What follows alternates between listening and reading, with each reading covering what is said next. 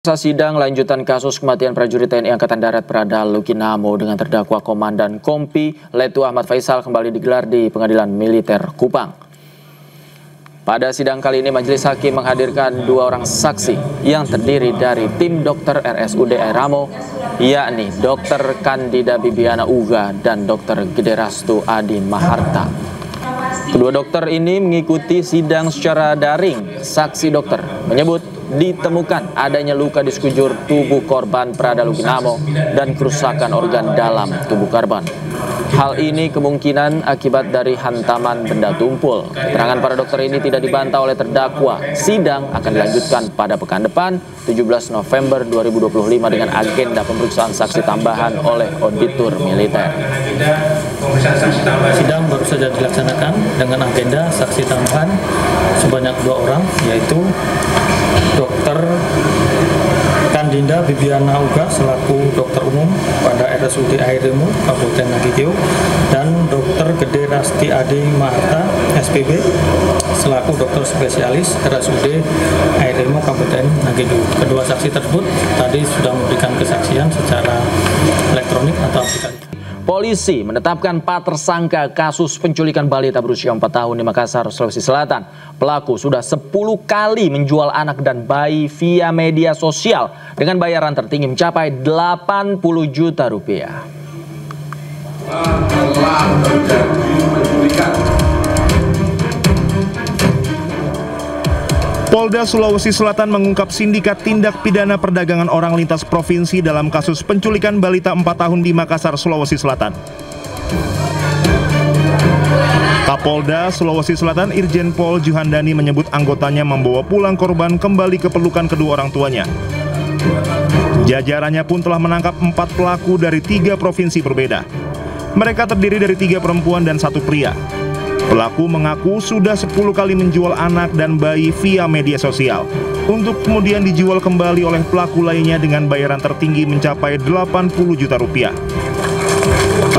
Jawa Tengah dan NH mengaku telah 3 kali menjadi perantara adopsi ilegal. Kemudian AS dan MA mengaku membeli korban dari NH sebesar 30 juta dan menjual kembali kepada kelompok salah satu suku di Jambi seharga 80 juta. Keduanya mengaku telah memperjualkan 9 bayi dan 1 anak melalui TikTok dan WA. Saat dilakukan pemeriksaan kesehatan, tidak ditemukan tanda-tanda kekerasan pada korban. Polda Sulawesi Selatan akan berkoordinasi dengan pemerintah Kota Makassar menyiapkan pendampingan medis dan psikologis pada korban. Dari Makassar, Sulawesi Selatan, Leo Muhammad Nur iNews melaporkan.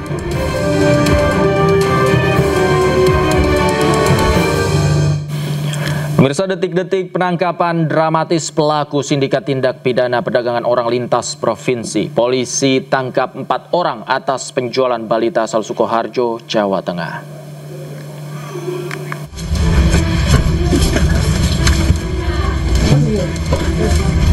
Inilah detik-detik polisi tangkap wanita berinisial SY yang menebus balita seharga 3 juta rupiah di Sukoharjo, Jawa Timur.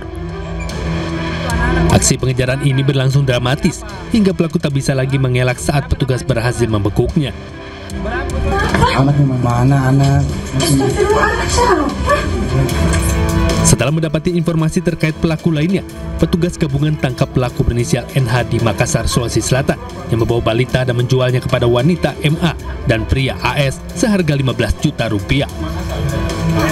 Saat penangkapan, pelaku sempat melarikan diri dari petugas, namun upayanya sia-sia. Jadi kami mencuri anak, Bang. Astagfirullahaladzim, kami tidak mencuri anak. Jadi gimana? Setelah menginterogasi para pelaku, polisi kembali menangkap AS dan MA yang membeli korban dari NH sebesar 30 juta rupiah dan menjual kembali kepada kelompok salah satu suku di Jambi sebesar 80 juta rupiah. Usai menangkap pelaku, polisi berhasil menemukan balita yang hilang di Makassar ditemukan selamat di Jambi. Tim Liputan iNews melaporkan. Pemirsa, momen haru saat balita korban penculikan di Makassar akhirnya berhasil ditemukan di Jambi. Terungkap korban ternyata dijual ke suku anak dalam di Jambi seharga 80 juta rupiah.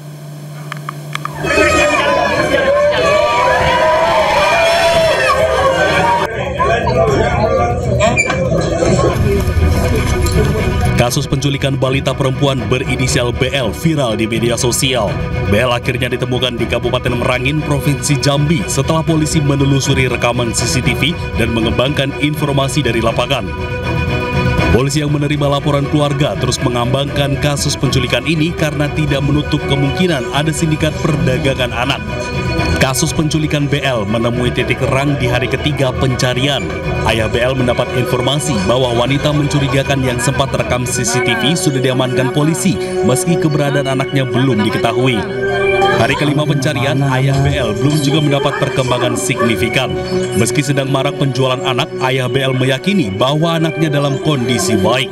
Hingga pada Sabtu malam, polisi berhasil mendeteksi keberadaan BL yang berada di Merangin, Jambi. Polisi bergerak cepat menjemput BL dan membawanya kembali ke Makassar pada Minggu siang.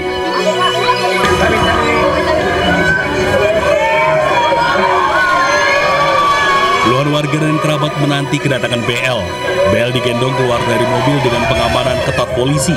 Bocah berusia 4 tahun ini langsung disambut penuh haru oleh keluarga, terutama orang tuanya.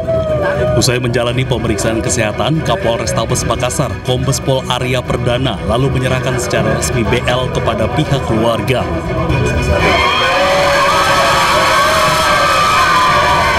Air mata tak terbendung setelah ayah BL Dwi Nurmas memeluk erat putrinya yang menangis bersyukur dan mengucap takbir berulang kali.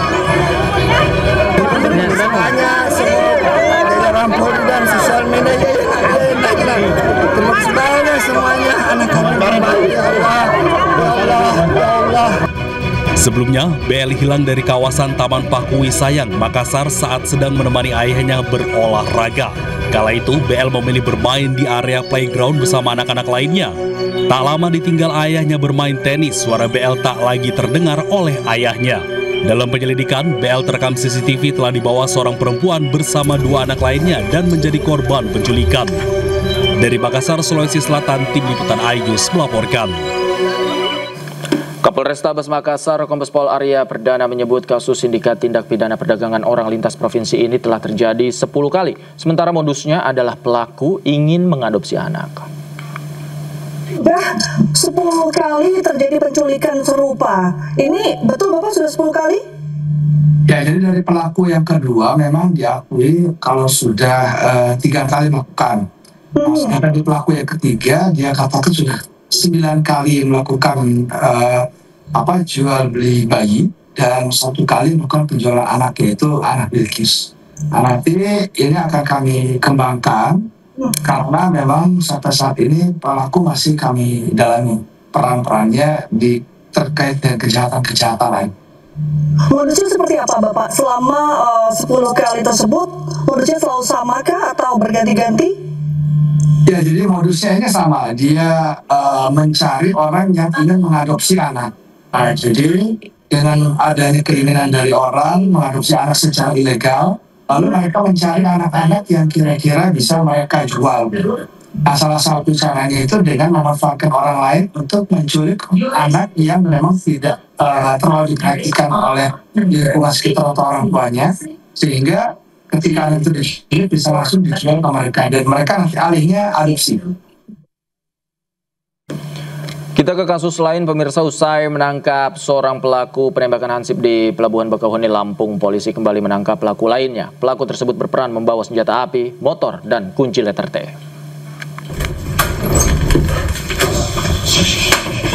Mamam, diam. Senjata mana?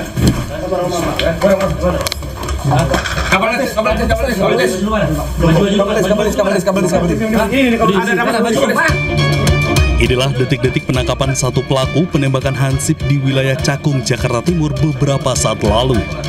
Penangkapan ini dilakukan usai aksi 2 pelaku menembak seorang hansip saat menggagalkan aksi para pelaku.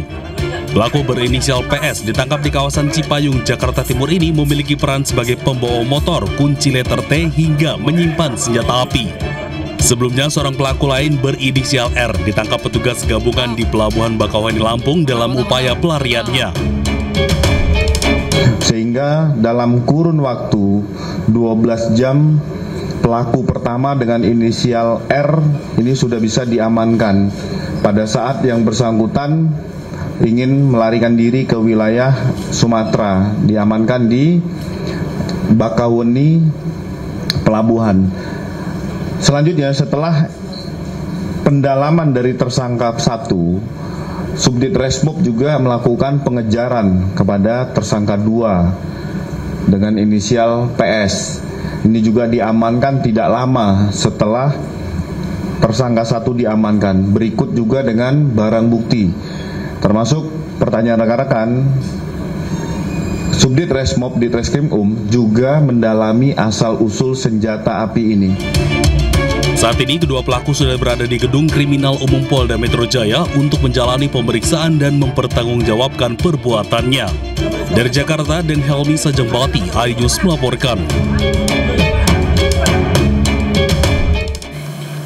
Sebelumnya, seorang hansip tewas tertembak saat mencoba menggagalkan aksi pencurian sepeda motor di kawasan Cakung, Jakarta Timur. Korban sempat berduel dengan pelaku sebelum akhirnya tewas ditembak.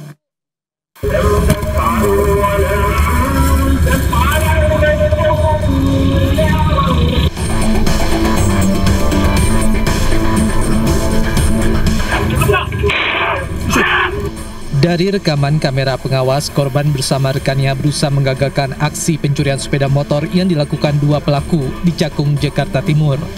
Korban yang berprofesi sebagai hansip melihat dua orang mencurigakan mencongkel sepeda motor milik salah satu warga.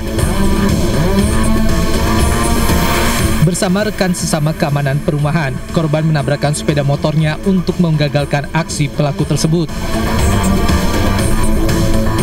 Korban juga sempat berduel dengan salah satu pelaku, namun pelaku yang terdesak kemudian melepaskan tembakan ke arah korban. Korban tewas seketika dengan luka tembak di perut.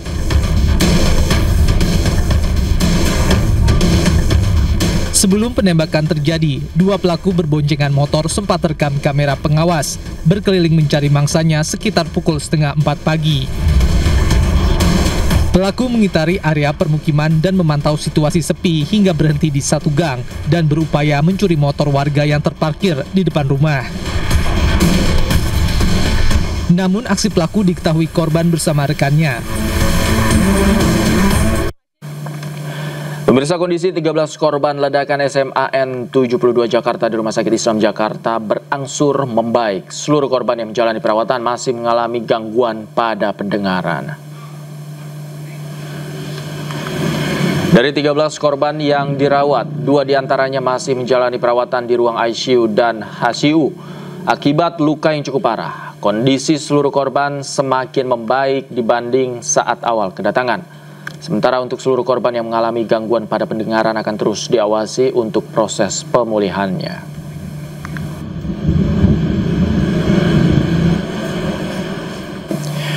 Dan pemirsa, untuk mengetahui informasi terkini kami sudah terhubung dengan jurnalis iNews Wenda Nura di Rumah Sakit Islam Cempaka Putih, Jakarta. Selamat malam, Wenda. Bagaimana kondisi para pasien yang saat ini masih dirawat di sana? Ya, selamat malam Davi dan juga pemirsa. Di Rumah Sakit Islam Jakarta Cempaka Putih tempat kami melaporkan saat ini masih ada sejumlah korban dari ledakan yang terjadi di SMA Negeri 72 Jakarta hari Jumat lalu. Dan hingga malam hari ini update terbaru yang kami terima masih ada 14 korban yang masih dirawat. 1 diantaranya masih berada di ruang ICU dan 1 lainnya berada di ruang ICU dengan kondisi yang cukup serius, namun memang sudah berangsur membaik dan kondisinya sudah mulai stabil. Dan memang dari kebanyakan pasien ini mengalami trauma pada pendengaran akibat gelombang ledakan sehingga membutuhkan perawatan intensif dari dokter THT secara berkala. Dan sore hari tadi memang sempat ada kunjungan, Davi, dari Komnas Perlindungan Anak. Dari Komnas Perlindungan Anak ini mengaku ingin melihat secara langsung seperti apa kondisi para korban dan apa saja yang dibutuhkan oleh para korban. Karena memang korban ini tidak hanya membutuhkan perawatan secara medis saja, tapi juga memiliki trauma psikis sehingga nantinya pengobatan mental seperti apa yang harus diterima oleh para korban begitu. Dan sebagai informasi juga David dan juga pemirsa bahwa rumah sakit rujukan dari kejadian yang terjadi di SMA Negeri 72 Jakarta lalu ini ada di 3 rumah sakit, yakni di Rumah Sakit Islam Jakarta Cempaka Putih tempat kami melaporkan saat ini, ada juga di Rumah Sakit Yasri dan di Rumah Sakit Pertamina. Sedangkan untuk total jumlah korban ini ada 90 dan yang masih dirawat di Rumah Sakit Islam Jakarta Cempaka Putih ini masih ada 14 orang, di Rumah Sakit Yasri masih ada 17 orang, sedangkan untuk di Rumah Sakit Pertamina saat ini seluruh korban sudah dapat dipulangkan. Sehingga kalau ditotalkan ini ada 90 orang korban dan sebagian memang sudah ada yang bisa dipulangkan. Sementara demikian, Davi. Baik, terima kasih Wenda Nura melaporkan langsung dari Rumah Sakit Islam Cempaka Putih. Selamat malam, selamat bertugas kembali. Akibat hujan deras sekitar 2 jam jalur protokol Kota Sidoarjo, Jawa Timur Senin petang dilanda banjir. Akibat tingginya air banjir, arus lalu lintas dari arah Krian, Wonoayu, Tulangan, dan Cemengkalang menuju Sidoarjo Kota macet panjang. Puluhan motor yang melintas pun didorong melewati banjir. Selain karena curah hujan tinggi, banjir ini diduga terjadi akibat tidak lancarnya saluran drainase di kawasan tengah kota Sidoarjo.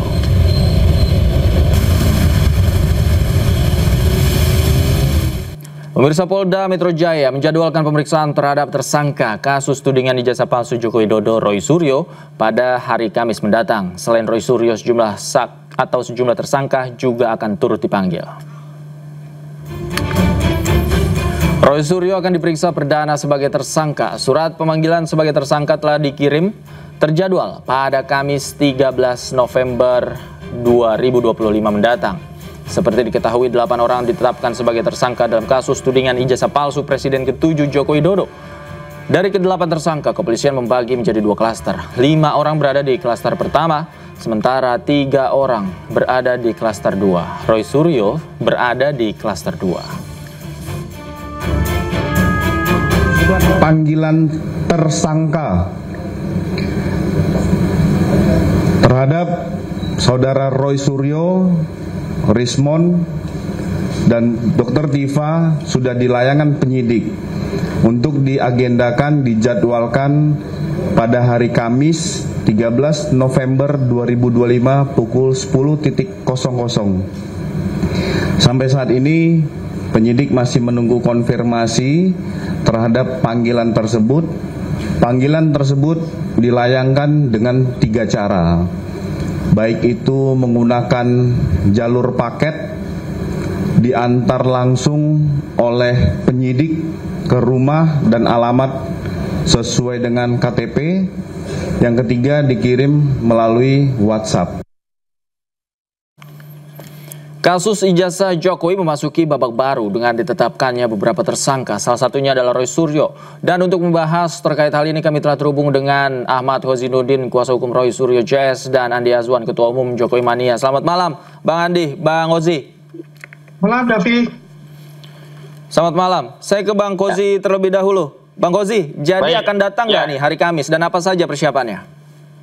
Baik, yang pertama soal datang, memang kami sudah memutuskan bersama tim bahwa ini panggilan biasa, panggilan seorang dengan status tersangka itu biasa saja, karena orang dengan status tersangka dengan waktu yang panjang tidak kemudian ada tindak lanjut hukum pun itu juga terjadi oleh Polda Metro Jaya, misalnya apa yang terjadi pada Firly Bahuri.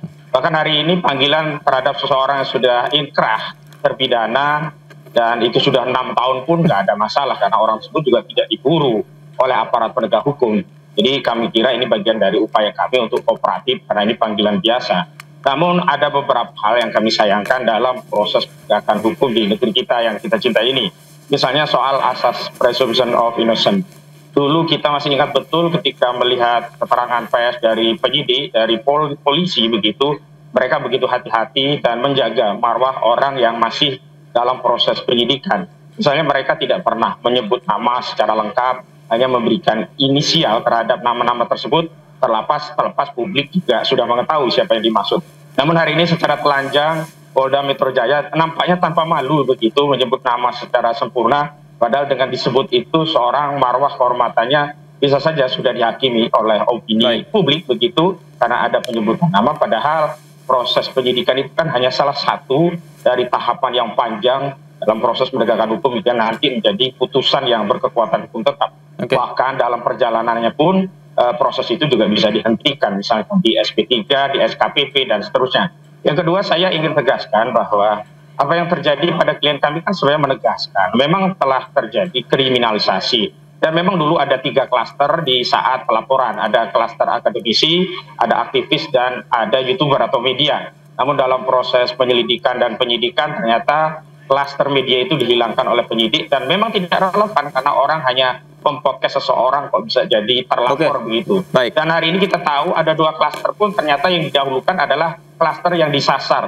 Sepertinya Saudara Jokowi dendam sekali begitu karena Roy Suryo, Tifa, dan juga Rismon yang masuk klaster akademisi ini didahulukan, padahal klaster pertama itu adalah para aktivis, yakni 5 orang yang memang sudah disebutkan. Begitu. Baik, saya ke Bang Andi. Bang Andi, katanya Pak Jokowi dendam sekali nih. Apakah dengan penetapan status tersangka ini kasus soal ijazah palsu akan tamat menurut Anda? Iya, kalau kita lihat apa yang dibicarakan pada saat di Polda Metro Jaya pada hari Jumat kemarin penetapan tersangka, tidak ada Pak Irjen Pol Asep, Pak Kapolda itu menyebutkan nama lengkap, semua inisial gitu loh. Tadi kan Bang Hosenuddin menyebutkan bahwa itu nama lengkap, tidak. Karena saya hadir di sana langsung, semuanya inisial. Saya pun juga mencari-cari siapa inisial nama tersebut. Ya, jadi itu clear untuk itu. Dan kalau kita lihat ya, ini kan sudah selesai dalam arti penyidikan itu. Sudah ada tersangka, pasal-pasal yang dikenakan pun juga disebutkan di situ. Ya, jadi jelas bahwasannya ini untuk pihak dari yang tersangka ya sah-sah saja, untuk penasehatnya itu penasehat pengacaranya itu bisa mengatakan demikian ya. Tapi yang jelas kalau apapun yang terjadi di sana ya kita harus terima. Dan apakah Pak Jokowi dendam? Tidak sama sekali, Davi. Pak Jokowi dari awal pertama pun juga membuka pintu maaf yang sebesar-besarnya kepada mereka. Ya, cuma mereka ini sangat tinggi hati. Saya pun juga secara pribadi mengatakan kepada sahabat saya Roy Suryo itu, ya seperti yang saya simpel, apa yang kamu cari sih Mas Roy untuk itu, ya kan? Ya, jadi sangat tinggi hati lah untuk itu. Ya, karena ini sudah masuk ke ranah hukum. Biarlah itu diselesaikan secara hukum dan kita lihat saja seperti apa nanti dalam proses tersangka itu, apakah ada penahanan langsung ataupun tidak, kita serahkan kepada penyidik. Begitu, Davi. Oke, Bang Ozi, tanggapan Anda, tinggi hati apa sih yang dicari? Ya, yang pertama nampaknya Bung Andi Azwan itu buta atau tuli atau setidaknya tidak menonton prolog dari program tayangan ini, karena tadi update dari polisi terkait pemanggilan sudah dijelaskan nama-nama bukan inisial tapi lengkap sekali, juga dipanggil melalui 3 mekanisme. Saya kira ini yang menjadi kritik saya dan saya kira pernyataan Bung Andi ini kelewat begitu. Nah, tapi saya ingin tegaskan memang dendam itu menjadi kesumat manakala Saudara Jokowi tidak mampu memaksa klien kami untuk bisa berdamai dan meminta maaf pada sesuatu yang tidak jelas dasar meminta maaf. Karena klien kami ini kan hanya melakukan penelitian. Bahwa hasil penelitian itu tidak disukai oleh Saudara Joko Widodo, yakni kesimpulannya adalah palsu. Kesimpulan palsu itu dalam objek penelitian ilmiah juga kesimpulan atau nomenklatur yang biasa saja. Sekali lagi kami tegaskan bahwa seorang peneliti itu tidak pernah dia diperintahkan untuk berbohong. Dia hanya mengatakan apa yang hasil penelitiannya. Bahwa penelitian itu bisa benar, bisa keliru, itu hal yang lain. Tapi sayangnya objek penelitian utama yang ini semestinya ditegaskan pada publik, karena persoalan ini bukan hanya persoalan Roy Suryo, Rismon, dan yang lain, tapi persoalan masyarakat, persoalan seluruh rakyat. Tapi sampai di proses Polda pun, rupanya Polda hanya merepetisi apa yang dilakukan oleh Barreskrim Mabes Polri, yakni hanya mengumumkan status tersangka, namun tidak dijelaskan, ya dokumen yang dipersoalkan itu ditunjukkan, ini loh yang asli, sehingga seseorang menyatakan bahwa ijazah Joko Widodo itu palsu, fitnah, ijazah Jokowi palsu itu adalah menyerang kehormatan menjadi serendah-serendahnya. Nah, yang menjadi menarik adalah saya atau kami sudah menganalisa memang ada pasal-pasal selundupan dan itu terbukti memang ada di split ya, misalnya di klaster pertama itu selundupannya adalah di pasal 160. Sementara di klaster kedua yakni Roy Suryo dan kawan-kawan itu ada selundupan pasal ITE, pasal 32 dan 35. Kenapa demikian? Karena kalau memang objektif hanya proses hukum terhadap apa yang diadukan oleh Saudara Joko Widodo merasa difitnah atau dicemarkan atas ijazahnya disebut palsu, itu kan yang relevan hanya pasal 310 KUHP, 311 KUHP, atau kalaupun mau ditambah dengan sarana ITE adalah pasal 27A Undang-Undang ITE. Yang keduanya itu gendus deliknya sama, ya, ini berkaitan dengan pencemaran dan fitnah. Akan tetapi ketika ada tuduhan mengedit, ya, seolah-olah, ya, dokumen itu menjadi palsu dengan sarana teknologi, ini justru penyidik telah mengedarkan fitnah yang sangat jahat kepada klien kami tanpa menunjukkan bukti mengeditnya di mana. Padahal kalau kita bicara siapa yang pertama kali mengupload dan mengedit itu justru adalah Dian Sandi, kader PSI. Akan tetapi penyidik tidak pernah memburu Dian Sandi karena itu bagian dari relawan Jokowi atau bagian dari sesuatu yang harus dilayani oleh polisi. Jadi saya lihat ini polisi di tengah ada isu atau permintaan atau tuntutan publik ada reformasi di tubuh Polri, justru kasus ini menegaskan polisi belum berubah sama sekali. Karena itu kami berpesan kepada Pak Profesor Mahfud MD juga Prof. Jimli Asidiki, di antara program prioritas untuk melakukan reformasi Polri adalah bagaimana institusi Polri itu menjadi pelayan masyarakat dan tidak melakukan kriminalisasi, begitu. Tidak semua persoalan yang ada di tengah masyarakat, apalagi perbedaan pendapat. Anda sepakat dengan apa yang dikatakan Bang Fauzi terkait penyidik melakukan fitnah dan juga memang ini menurut Anda akan ditahan atau tidak, Roy Suryo? Iya, Davi, kalau dikatakan Bung Hozinuddin, ya sah-sah saja dia membela kliennya, melempar bola panas kembali kepada Kepolisian Republik Indonesia, Polda Metro Jaya. Yang jelas, ya, apa yang dilakukan Polda Metro Jaya itu penuh dengan kehati-hatian, dengan melibatkan 130 saksi pelapor dan saksi ahli. Dan saksi ahlinya juga nggak main-main, ya, lebih dari 25 orang. Ya. Kemudian juga barang buktinya pun juga cukup banyak, sampai 700-an dikatakan itu. Artinya begini, ya kalau mengatakan bahwa itu ada kriminalisasi, ya kriminalisasi di mana? Biasalah, kalau orang sudah ditetapkan tersangka, sebentar lagi akan masuk, ya, karena pasal 5 tahun ancaman hukumannya, ya biasa kalau yang namanya untuk pembela itu, ya pengacara itu ya akan mati-matian untuk membela itu. Ya, yang jelas apa yang dilakukan oleh Polda Metro Jaya kita apresiasi betul, ya, dan telah melakukan tugas-tugasnya secara profesional untuk itu. Kita tidak perlulah berbusa-busa berdebat lagi, balik lagi ke belakang, ada kriminalisasi, ada pasal selundupan dan sebagainya. Itu sudah final. Artinya final begini, bukan final di pengadilan, tapi final dalam masalah di penyidikan. Tinggal begini, datang pada hari Kamis, ya, semuanya sebagai saksi. Sebagai tersangka yang diperiksa oleh Polda Metro Jaya oleh penyidik, dan saya sih berharap ya saya berharap ya mereka ini bisa ditahan untuk itu, karena kan sudah pasal yang dikenakan itu kan 5 tahun ke atas untuk itu. Biar tidak ada lagi kegaduhan yang diciptakan lagi, gitu loh. Apalagi Davi, ini satu orang ini kan nggak ditahan itu, yang namanya Michael B. Sinaga itu. Nah akhirnya dia membuat suatu fitnah lagi kan, sasarannya kemana-mana, ya termasuk kepada diri saya yang sudah saya laporkan. Mungkin ini nanti menjadi klaster ketiga buat mereka semua itu. Jadi David, kita apresiasilah kepada seluruh ya relawan-relawan juga Jokowi Prabowo Gibran, seluruh masyarakat Indonesia yang begitu sabar melihat bagaimana progres dari status hukum dari ijazah yang diduga palsu milik Pak Jokowi. Begitu David. Oke, baik. Bang Gozi, terakhir, apakah kalau tadi Anda katakan ada kriminalisasi, apakah Anda akan mengajukan pra-peradilan terhadap penetapan status tersangka? Opsi pra-peradilan masih kami pertimbangkan. Tetapi kalau kaitannya dengan kriminalisasi, justru bukan sejak ditetapkan sebagai tersangka, sejak awal kami tegaskan ini ada kriminalisasi. Karena itu kami membentuk tim advokasi anti kriminalisasi akademisi dan aktivis.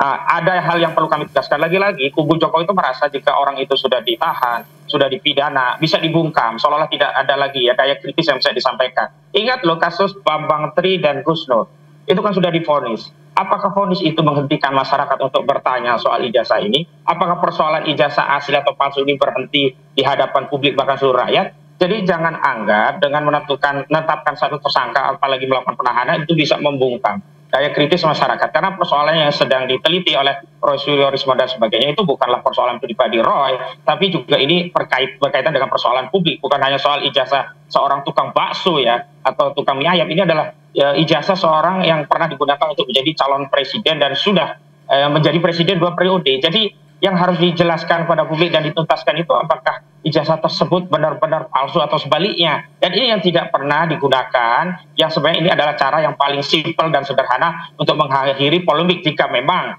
mereka menuduh ada kegaduhan karena ijazah. Jadi yang bikin gaduh itu bukan penelitiannya, tapi objek ijazahnya itu yang sampai sekarang ditahan, tidak ditunjuk-tunjukkan, bahkan di penyidik ketika kami tanyakan pun tidak ditunjukkan. Nah, persoalan lanjutannya adalah dalam prosedur itu ada ya 130 saksi, 22 ahli dan 700-an bukti. Tapi sayangnya saksi dan ahli yang diakomodir hanya dari kubu Jokowi, sementara kami menghadirkan saksi hanya satu yang diperiksa. Ahli kami tiga-tiganya belum pernah diperiksa. Dan ini semua perlu diketahui oleh masyarakat, bukan soal bahwa ini sudah tersangka lalu ikuti saja. Nggak perlu diajari, kami kalau dipanggil itu hadiri, hadapi, BAP itu didampingi. Itu mah biasa, semua orang juga tahu. Tapi yang ingin kami sampaikan adalah bagaimana peristiwa ini bisa menerangkan publik dengan memberikan jawaban yang konkret dan kemudian memuaskan publik soal ijazahnya. Dan ijazah ini pun saat konferensi pers tidak pernah ditunjukkan oleh Polda. Jadi sekali lagi repetisi pemidanaan atau pembungkaman dengan cara memberikan sanksi hukuman pidana tidak akan menghilangkan daya kritis masyarakat. Demikian. Oke, baik. Dan kita akan pantau terus perkembangannya seperti apa nanti hari Kamis terhadap pemeriksaan Mas Roy Suryo, dan masyarakat juga mengikuti kasus ini. Terima kasih Bang Kozi, Bang Andi Aswan juga terima kasih. Selamat malam Bapak-Bapak, sehat selalu. Mari. Pemirsa, 8 orang ditetapkan menjadi tersangka, terdiri dari Roy Suryo CS dalam kasus tudingan ijazah palsu yang dilaporkan Presiden ke-7 Joko Widodo. Penetapan tersangka dibagi menjadi 2 klaster dan ke-8 tersangka dijerat pasal berlapis Undang-Undang ITE.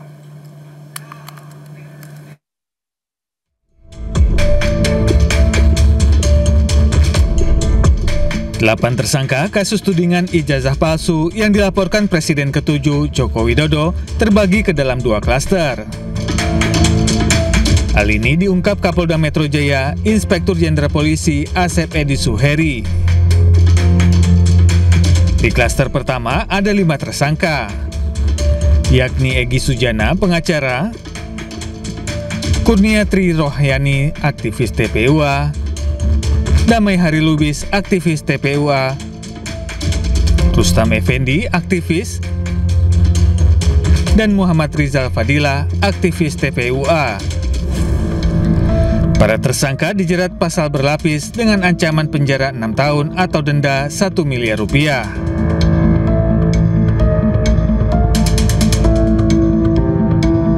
Sedangkan di klaster kedua, terdapat 3 tersangka yakni Roy Suryo, ahli telematika dan mantan Menpora, Simon Hasiolan Sianipar, ahli digital forensik, dan Dr. Tifauziah Tiasuma, dokter sekaligus aktivis. Ketiga tersangka dijerat pasal berlapis dengan ancaman penjara 6 tahun atau denda 1 miliar rupiah.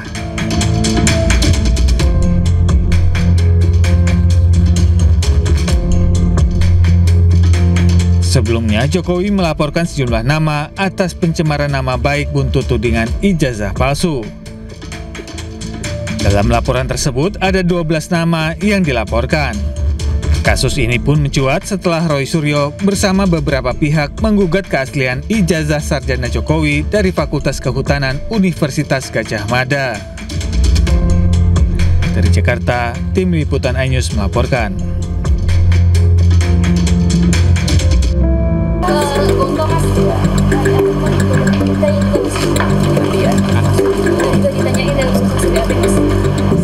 Dengan pengawalan petugas Kejaksaan Agung, 4 tersangka kasus korupsi pengadaan laptop Chromebook dalam program digitalisasi pendidikan tahun 2019-2022 siang tadi tiba di Kejaksaan Negeri Jakarta Pusat. Keempat tersangka terdiri dari Mendikbudristek periode 2019-2024 Nadiem Makarim, Sri Wahyuni selaku Direktur Sekolah Dasar Kemendikbud 2020-2021, Mulatsia, Direktur Sekolah Menengah Pertama sekaligus kuasa pengguna anggaran Kemendikbud tahun 2020-2021, dan Ibrahim Arif selaku mantan konsultan Kemendikbudristek. Terhadap keempat tersangka ini saat ini sedang dilakukan penelitian oleh penuntut umum. Berikut juga barang buktinya. Terkait perkara ini nanti sekarang sepenuhnya ada di penuntut umum pada Kejaksaan Negeri Jakarta Pusat, dan penuntut umum mempunyai kewenangan 20 hari ke depan yang nantinya akan segera dilimpahkan ke Pengadilan Negeri Tipikor. Para tersangka beserta berkas perkara dilimpahkan ke Kejaksaan Negeri Jakarta Pusat untuk segera disidangkan. Saya hanya ingin mengucapkan terima kasih kepada pihak kejaksaan yang sudah menyelesaikan tahap pemeriksaan. Saya juga ingin bilang, karena ini Hari Pahlawan ya, saya jadi keinget waktu upacara di Kemendikbud itu mengenang para pahlawan tanpa tanda jasa, yaitu guru-guru. Jadi saya ingin mengucapkan salam hormat kepada guru se-Indonesia. Saya alhamdulillah sehat, walaupun ini masa yang sulit buat saya karena terpisah dengan keluarga, dan 4 anak saya masih sangat kecil, jadi masih sangat membutuhkan ayahnya. Tapi alhamdulillah saya diberikan kekuatan dan saya berikan kesehatan, karena Allah ada senantiasa selalu ada di sisi saya, karena Allah selalu ada di sisi kebenaran. Sebelumnya, Kejaksaan Agung menetapkan Nadiem Makarim sebagai tersangka kasus korupsi pengadaan laptop Chromebook dalam program digitalisasi pendidikan di Kemendikbudristek tahun 2019-2022. Penetapan tersangka dilakukan usai penyidik mendapatkan 2 alat bukti yang cukup. Dari Jakarta, Rani Sanjaya, iNews melaporkan.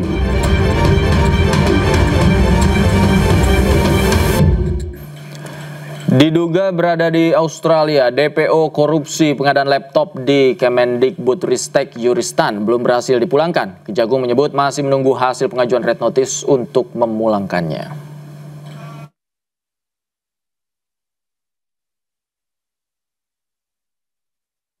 Terhadap Yuristan, tim penyidik Gedung Bundar sudah melakukan dan memaksimalkan untuk menghadirkan, di mana sudah ditetapkan, sudah dipanggil baik tingkat pada saksi 3 kali, tersangka sudah juga ditetapkan DPO dan sudah dimintai untuk diterbitkan red notice kepada NCB, dan sudah diteruskan oleh NCB ke Interpol di Lyon, Prancis. Kita sedang menunggu hasil improve dari Interpol pusat di Prancis. Penyidik sudah tetap memantau meskipun red notice belum diterbitkan, dan penyidik juga berkoordinasi dengan satker-satker terkait.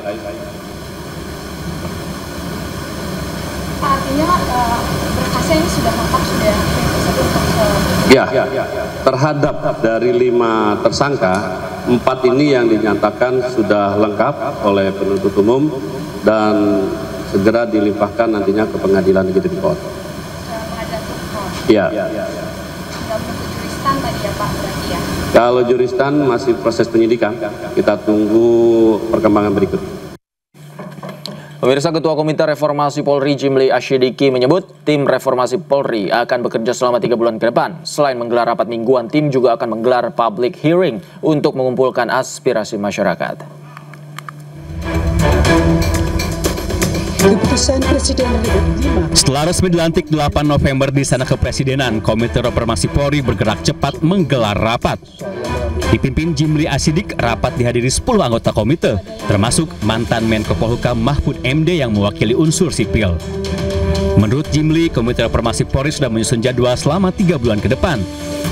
Selain akan menggelar rapat setiap pekan, semua hasil kerja Komite Reformasi Polri akan dilaporkan kepada Presiden Prabowo Subianto.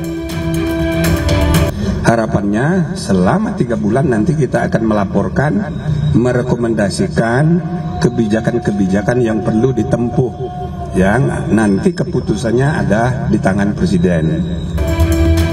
Jimli menambahkan tim juga akan rutin menggelar public hearing untuk mengumpulkan aspirasi dari masyarakat seperti dari BEM, LSM hingga Ormas. Seminggu sekali kami mengadakan rapat pleno. Tapi di antara seminggu sekali itu kami manfaatkan untuk mengadakan public hearing, ya, tatap muka, ya, belanja masalah, mendengarkan aspirasi dari berbagai kalangan yang akan kami undang. Menurut Jimli, hasil pengumpulan aspirasi dari masyarakat akan dirumuskan dalam waktu 2 bulan, sehingga akan menghasilkan rekomendasi dan kebijakan baru untuk mereformasi kepolisian. Sebelumnya, Komite Reformasi Polri dibentuk Presiden Prabowo Subianto. Komite ini diharapkan bisa memperbaiki citra Polri di masyarakat. Tim Liputan iNews melaporkan. Pemirsa, Presiden Prabowo melantik sejumlah pejabat lembaga negara di Istana Kepresidenan Jakarta. Pejabat yang dilantik adalah Kepala dan Wakil Kepala BRIN serta Wakil Ketua Mahkamah Agung.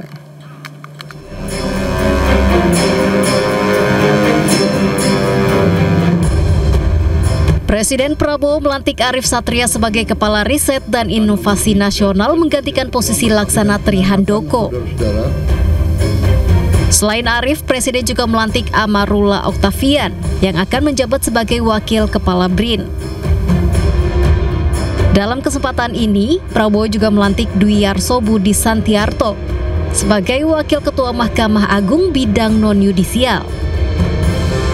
Dihubungi oleh Pak Seskap tadi 12:30 bahwa hari ini ada penugasan untuk saya dan bidang yang ditugaskan sesuai dengan bidang yang selama ini saya geluti.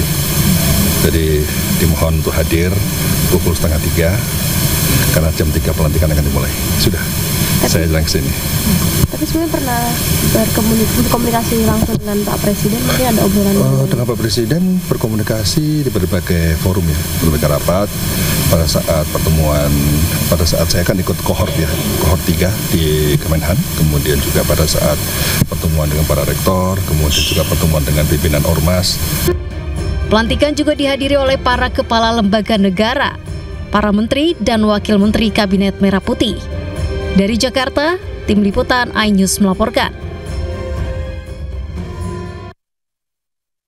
Pemirsa, Bank Indonesia memastikan bahwa redenominasi rupiah tetap mempertimbangkan waktu yang tepat dengan memperhatikan stabilitas politik, ekonomi, sosial, serta kesiapan teknis termasuk hukum, logistik, teknologi informasi.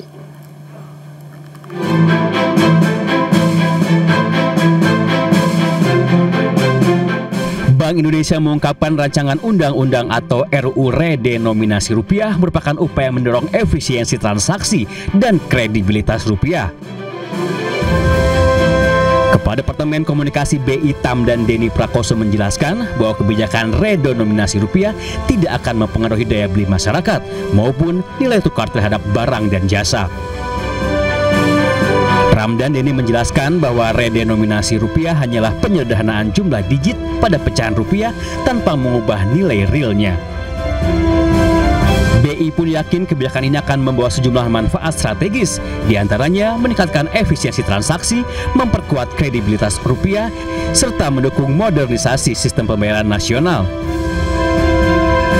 BI memastikan bahwa seluruh proses redenominasi akan dilakukan secara hati-hati dan melalui koordinasi erat antara Bank Indonesia, pemerintah, dan seluruh pemangku kepentingan terkait.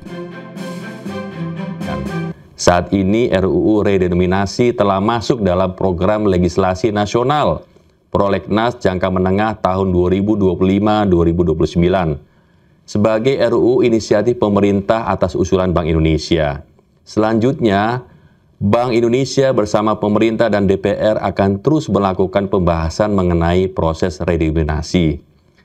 Implementasi redenominasi tetap mempertimbangkan waktu yang tepat dengan memperhatikan stabilitas politik, stabilitas ekonomi, sosial, serta kesiapan teknis termasuk hukum, logistik, dan teknologi informasi. Ramdan menjelaskan bahwa RUU redenominasi telah dimasukkan dalam program legislasi nasional jangka menengah 2025 hingga 2029 sebagai RUU inisiatif pemerintah atas usulan BI. Waktu implementasi redenominasi pun akan mempertimbangkan waktu yang tepat, seperti memperhatikan stabilitas ekonomi, sosial, dan politik nasional. Dari Jakarta, Raharjo Patmo, Tim Liputan iNews melaporkan.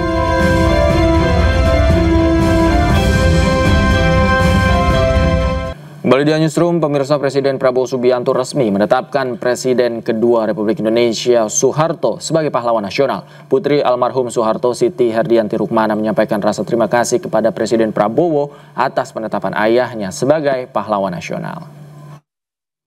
Waris almarhum Jenderal Besar TNI Haji Muhammad Soeharto, tokoh dari Provinsi Jawa Tengah. Presiden Prabowo Subianto resmi menetapkan Presiden kedua Republik Indonesia Soeharto sebagai pahlawan nasional. Ketiga anak almarhum Soeharto yakni Siti Hardianti Rukmana atau Tutut Soeharto, Bambang Triatmojo, dan Siti Hediati Haryadi atau Titik Soeharto saling berpelukan hangat dalam prosesi upacara penganugerahan gelar pahlawan nasional di Istana Negara Senin pagi. Siti Hardianti Rukmana atau yang akrab disapa Tutut Soeharto menyampaikan rasa terima kasihnya kepada Presiden Prabowo Subianto atas penetapan sang ayah Soeharto Presiden kedua Republik Indonesia sebagai pahlawan nasional. Terima kasih banyak atas keputusan beliau telah menentukan Bapak sebagai pahlawan nasional gitu ya. Dan beliau, karena beliau mungkin tentara juga ya, jadi tahu apa yang telah dilakukan Bapak dari sejak dahulu kala.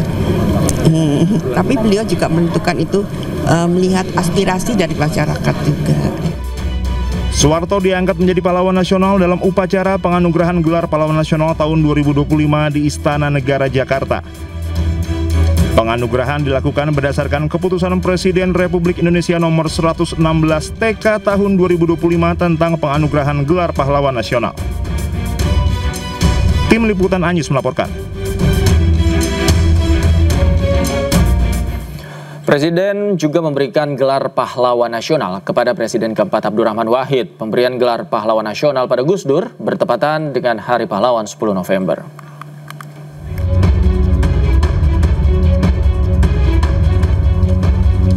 Presiden keempat Republik Indonesia Abdurrahman Wahid resmi mendapatkan gelar pahlawan nasional dari Presiden Prabowo Subianto. Pemberian gelar pahlawan ini bertepatan dengan Hari Pahlawan Nasional. Prosesi yang digelar di Istana Kepresidenan ini dipimpin langsung oleh Presiden Prabowo Subianto dan dihadiri oleh istri almarhum Gus Dur, Sinta Nuria Wahid. Kedua dan seterusnya ditetapkan di Jakarta pada tanggal 6 November 2025, Presiden Republik Indonesia Prabowo Subianto. Lampiran Keputusan Presiden Republik Indonesia nomor 116 TK tahun 2025, nomor urut 1, almarhum Kiai Haji Abdurrahman Wahid, tokoh dari Provinsi Jawa Timur. Gus Dur ditetapkan sebagai pahlawan nasional bersama dengan 9 tokoh lain. Beberapa di antaranya adalah Presiden kedua Soeharto, mantan Menteri Luar Negeri Mokhtar Kusuma Atmaja, dan aktivis buruh era Orde Baru Marsina. Dari Jakarta, Tim Liputan iNews melaporkan. Pemirsa, gelar pahlawan nasional juga disematkan kepada aktivis buruh Marsinah. Keluarga menangis terharu. Keluarga mengucap terima kasih kepada almarhum Marsinah karena meski langkah Marsinah terhenti, namun nafas perjuangannya masih terus berjalan untuk para buruh di Indonesia.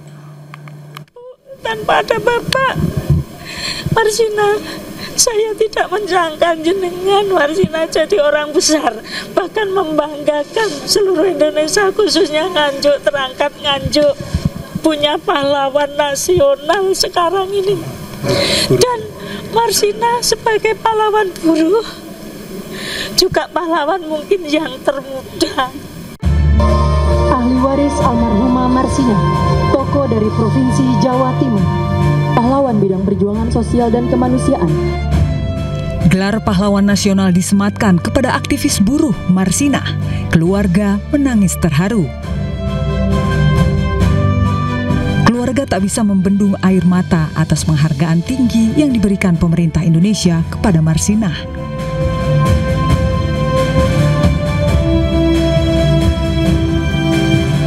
Pemberian gelar pahlawan nasional ini diberikan langsung oleh Presiden Republik Indonesia Prabowo Subianto di Istana Kepresidenan Jakarta. Keluarga Marsinah juga berterima kasih kepada pemerintah yang telah memberikan penghargaan untuk Marsinah dan berharap pada pemerintahan Presiden Prabowo untuk selalu memperjuangkan kaum buruh. Harapan kami kepada teman-teman Marsinah yang selama ini telah berjuang juga untuk meningkatkan taraf hidupnya dengan adanya UMR. Semoga itu bisa mencukupi kehidupan lebih layak. Tidak zaman dulu seperti dulu makan aja sering 1 hari hanya 2 kali. Insya Allah pemerintah bisa mensejahterakan kaum buruh yang ada di Indonesia, juga memikirkan nasibnya. Jangan ada PHK. Keluarga mengucap terima kasih kepada almarhum Marsinah karena meski langkah Marsinah terhenti, namun nafas perjuangannya masih terus berjalan untuk para buruh di Indonesia. Tim Liputan iNews melaporkan. Pemirsa, Presiden Prabowo Subianto menganugerahkan gelar pahlawan nasional kepada 10 tokoh bangsa dalam acara kenegaraan di Istana Kepresidenan Jakarta hari ini. Dan berikut daftar 10 tokoh yang diberi gelar pahlawan nasional. 1. Kiai Haji Abdurrahman Wahid atau Gus Dur, pahlawan dengan perjuangan politik dan pendidikan Islam. 2. Jenderal Besar TNI HM Soeharto, pahlawan dengan perjuangan bersenjata dan politik.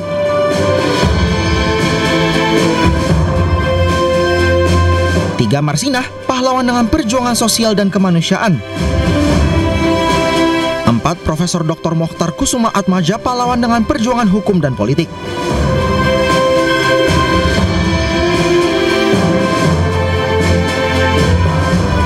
5. Hajar Rahma El Yunusiah, pahlawan dengan perjuangan pendidikan Islam. 6. Jenderal TNI Purnawirawan Sardo Edi Wibowo, pahlawan dengan perjuangan bersenjata.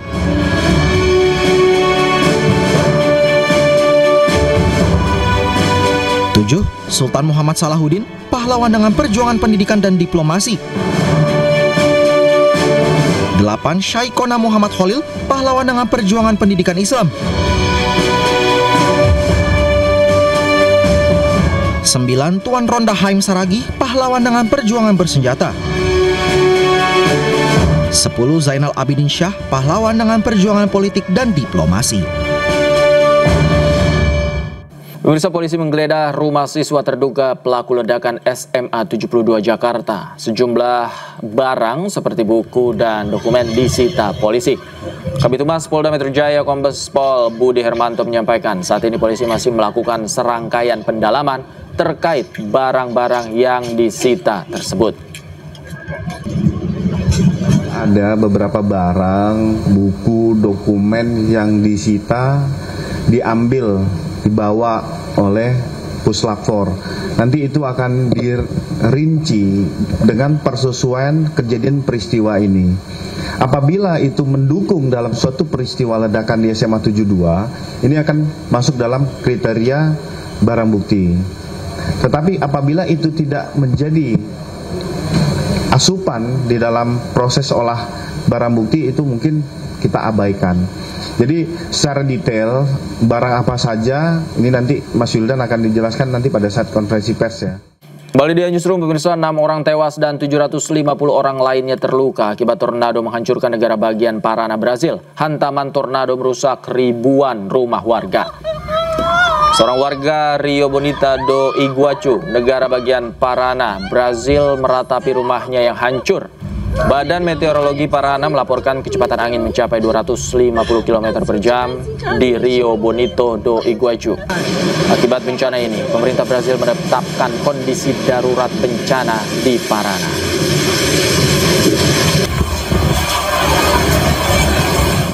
Kerusuhan terjadi di penjara Ekuador dan menewaskan puluhan orang. Diduga korban tewas karena kehabisan nafas saling mencekik. Dan informasi yang akan hadir ini sekaligus menutup jumpa kita di iNewsroom malam hari ini. Temukan informasi-informasi terbaru lainnya di www.inews.id. Cuplikan tayangan berita iNews juga dapat Anda saksikan di kanal YouTube @officialinews. Saat lagi rekan saya Gede Satria akan hadir dalam program iNews Prime. Akhir kata mewakili kerabat kerja yang bertugas, saya Davi Pratama pamit undur diri. Terima kasih, selamat malam, sampai jumpa.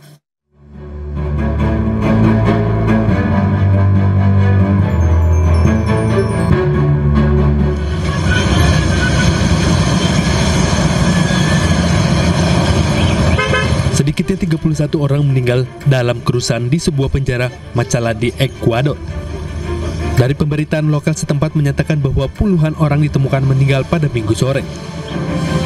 Petugas yang datang langsung mengevakuasi jasad dan petugas medis forensik memverifikasi informasi yang sudah beredar. Diketahui penjara-penjara Ekuador telah menjadi pusat operasional bagi geng-geng pengedar narkoba yang bersaing. Diduga kerusuhan bermula sekitar pukul 3 pagi waktu setempat. Diduga narapidana saling mencekik dan meninggal karena kehabisan nafas. Sebelumnya, warga sekitar melaporkan telah mendengar suara tembakan, ledakan, dan teriakan minta tolong dari dalam komplek penjara. Tim polisi elit pun segera dikerahkan dan berhasil mengendalikan situasi.